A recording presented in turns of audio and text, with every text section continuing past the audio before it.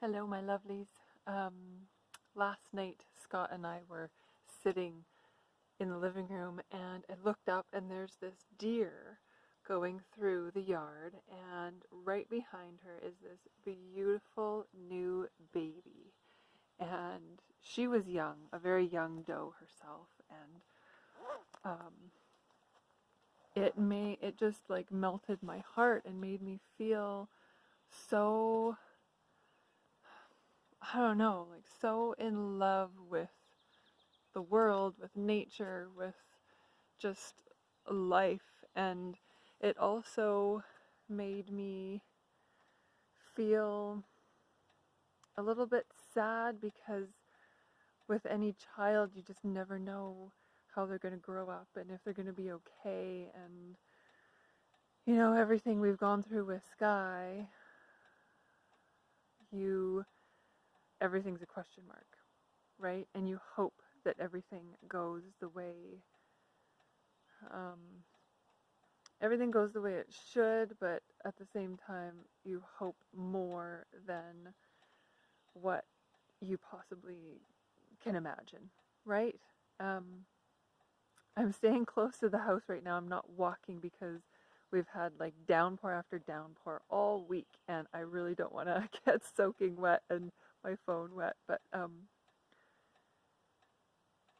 post-traumatic stress comes up any time. The symptoms, the flashbacks are extreme and not fun.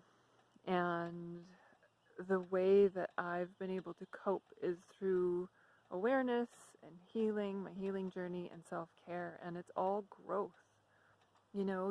I grow through every single one of these moments. And how did I know that a beautiful deer was going to trigger me?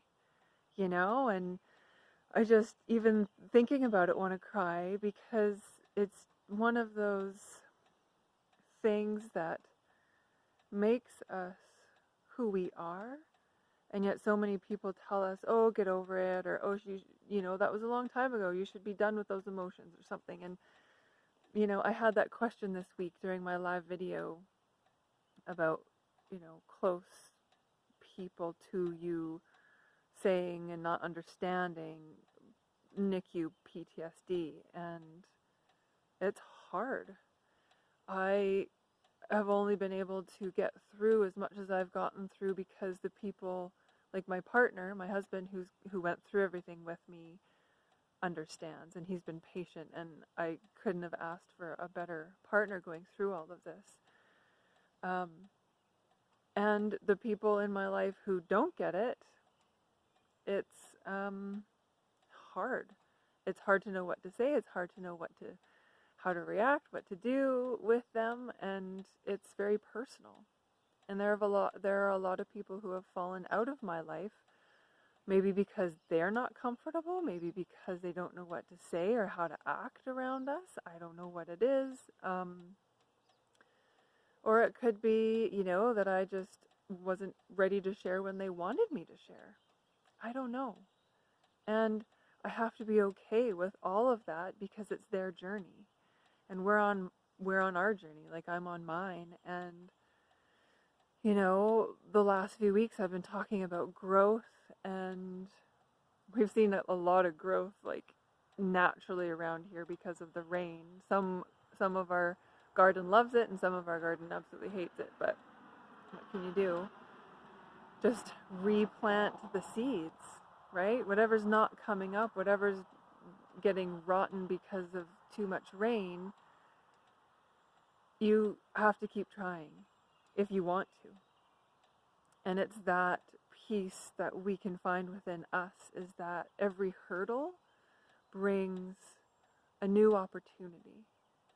It brings space for us to be who we need to be in the moment and bring all of that teaching with us from the past, from everything that we've come through so far, whether it's losses, grief, or post-traumatic stress and postpartum depression and relationship stuff and it just keeps going,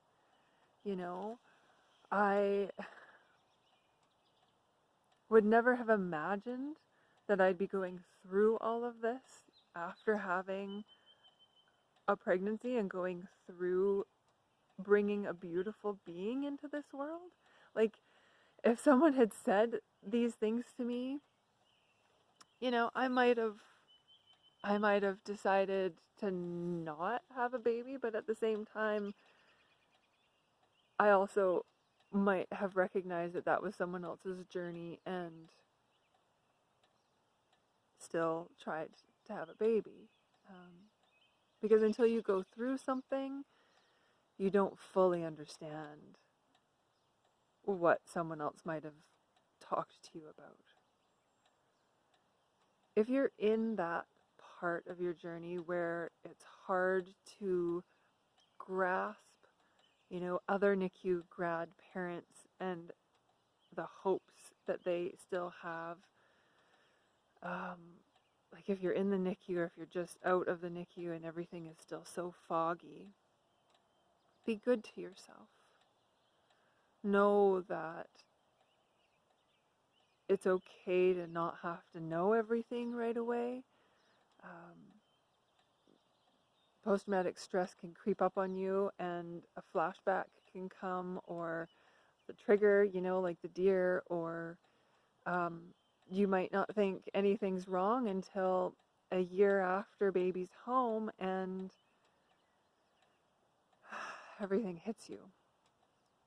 But for me and for pretty much everyone that I've spoken to, it's after you're home with baby that things come out, like the emotions and the question marks and the unknowns. And it's a lot to handle, especially when you're trying to help a little one, you know, thrive and survive, and you might have other children and you have partners and you have family and you might be taking care of your own parents or a sibling or grandparents or great grandparents. Like, it's just, it can be endless. And self-care, I can't say it enough, and you're probably tired of me saying it, and you're probably tired of hearing it from me, but self-care is essential. It's so important. And if you're still watching this video at this point, please reach out if you're having a hard time understanding what self-care is, what it might look like for you. It's starting to rain again. If you feel like you want to learn more about how to take care of yourself even when you're busy, you can do it. You can absolutely do it. And you don't have to have half an hour stints. You don't have to have even 5 minutes. Practicing things seconds at a time helps you gain knowledge on what you need, and it helps you bring replenishment to your life. That is a big mosquito. Anyway, thank you so much for watching, wherever you're coming from. I hope you don't have to worry about mosquitoes, and I hope that you are feeling grounded. I hope that you know that you are loved. I love you. And I'm so grateful for you to be here. And I know your kiddo is exceptionally happy that they chose you. Thank you so much. Let me know if you have ideas of what you'd like me to talk about, what you'd like me to share, or my thoughts on something. Message me. Leave a comment somewhere under this video, or direct message me, private message me anytime. Okay? Love you so much. Bye for now.